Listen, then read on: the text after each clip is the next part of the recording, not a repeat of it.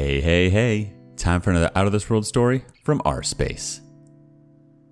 Updated. Saw my best friend's creepy dad kissing the person he's in love with. His family kicked him out after I told them. Hey, I'm 19 male. My friend, A, is 19 male too, and has feelings for our other friend, P, who is 18 female, and who we've known our whole lives. Last night, I was walking from my job back to campus when I saw P going back into the dorms with a guy wearing a hoodie. I was going to shout out to her, but then I saw the guy wrap his arms around her and kiss her goodbye. After I turned around, it took me a second to recognize him because he's normally dressed differently, but it was A's dad for sure. A told me last year he had feelings for P, and apparently he's had them for a while, but he hasn't said anything to her because she said she's not interested in dating while she's here because she's on a scholarship and needs to keep up her grades. A's parents are married and he has younger siblings.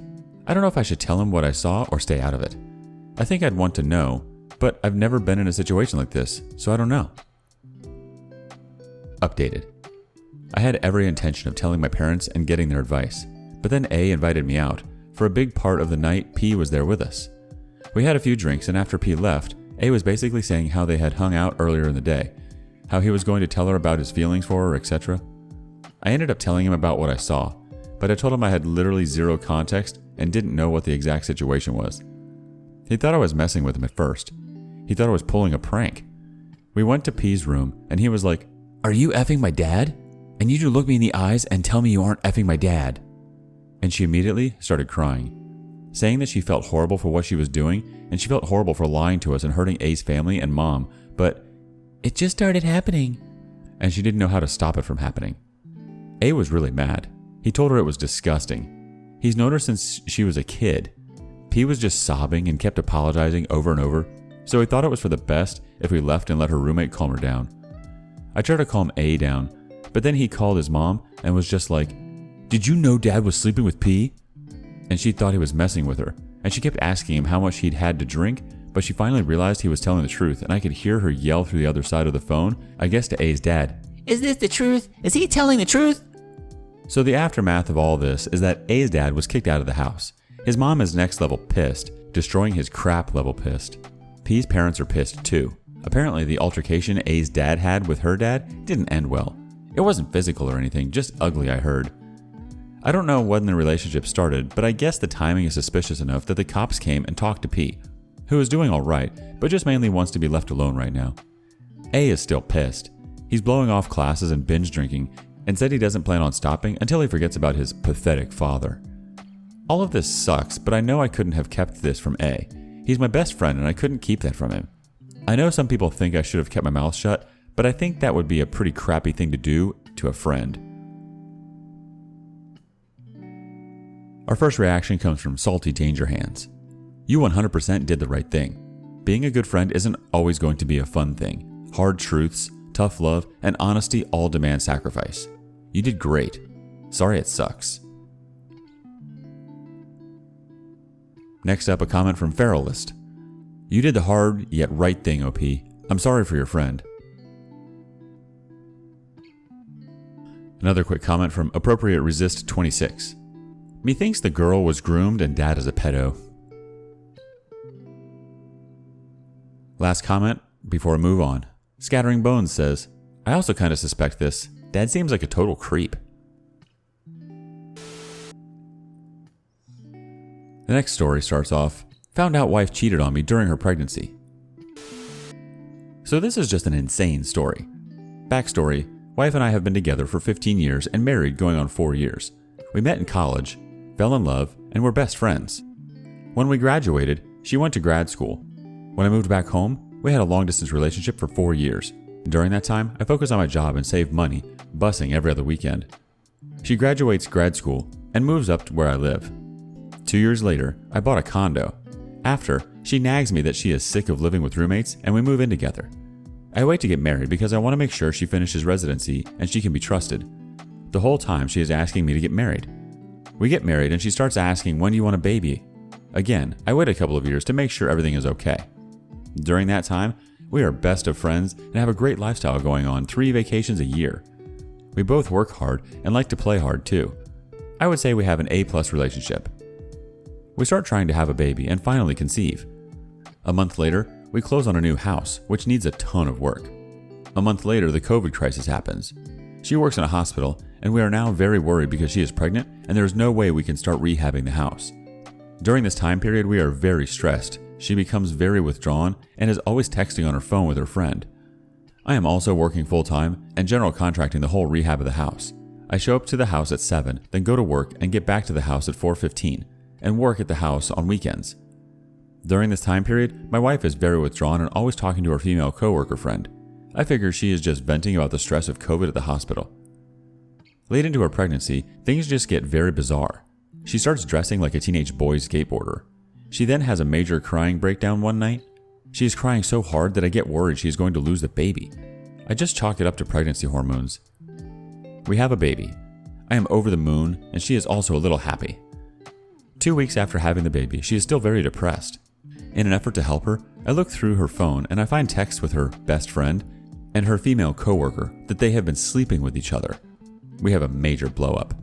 Long story short, we go to couples therapy. It's the toughest time of my life. We are still together. It's been 13 months since I found out. We are in the new house. We are in a better place than where we were. I have come to the realization that I am only with her for my daughter. I could not do joint custody. I'm only 95% happy. I'm still very hurt and have periods when I am still freaking pissed. But I believe in both a mother and a father in my daughter's life. This was draining, reliving it, just looking for advice. Ask for advice and you'll get it. From D Reddit Avenger, I know someone whose parents stayed for the kid. It caused all kinds of problems in that person's marriage because they didn't know how to be affectionate. The marriage that was modeled for them was a business-like partnership.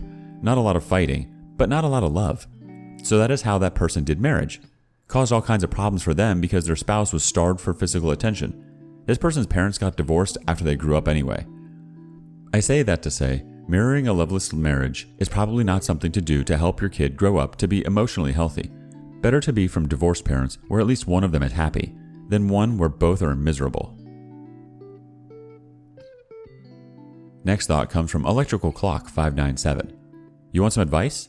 Leave now. I understand staying with your wife so your child can grow up in a 2-parent household, but you know good and well that you will not be able to play pretend for the next 18 years. Don't be foolish and make your exit. Educational Brother 75 has a thought. You stayed for your daughter? Ridiculous. This marriage is over. Sorry if this is not what you wanted to hear, but I assure you, none of you two will be happy with this. Instead of getting out while your daughter is still a baby, you're going to make the child go through a bunch of trauma as she grows up. Is the baby even yours? Moving on. I caught my wife having an online affair, and I feel like I'm losing my mind. I, 37 male, just found out this weekend my wife, 37 female, of 15 years, was having an online affair with an 18-year-old high school kid. She's been sexting him, Snapchatting him naked pictures, but nothing physical. And because of that, she refuses to acknowledge that she actually cheated on me. She keeps telling me it was just a verbal fling, or just stupid flirting. I'm trying my hardest to find a way to keep my sanity, but all I can do is cry and bear this hurt while she is trying to convince me it wasn't cheating. Is she right?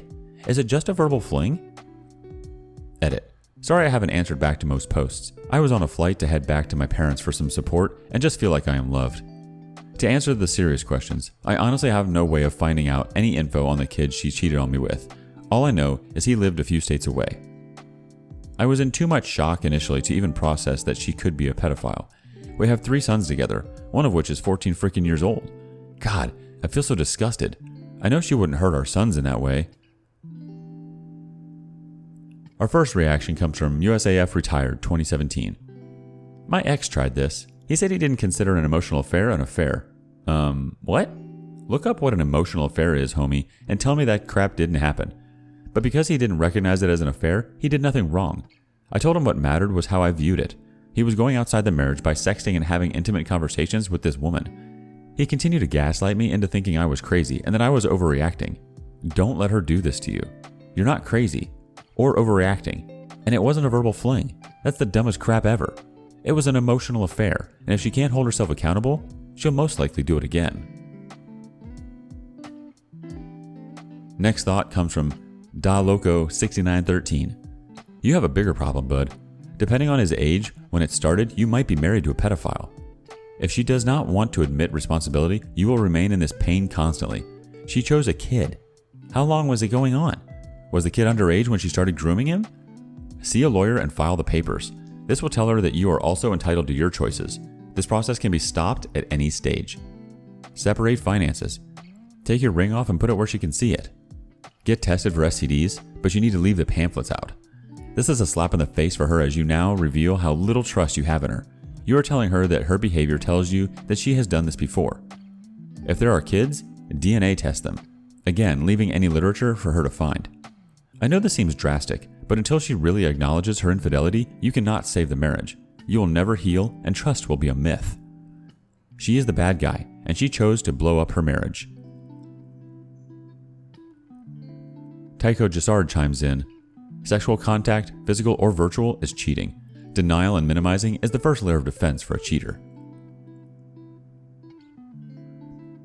Sir Metallicus 116 thinks, as long as you're not okay with it, it's cheating. She knows what it is. She's just trying to manipulate you into thinking it's smaller than what it is now that she's caught.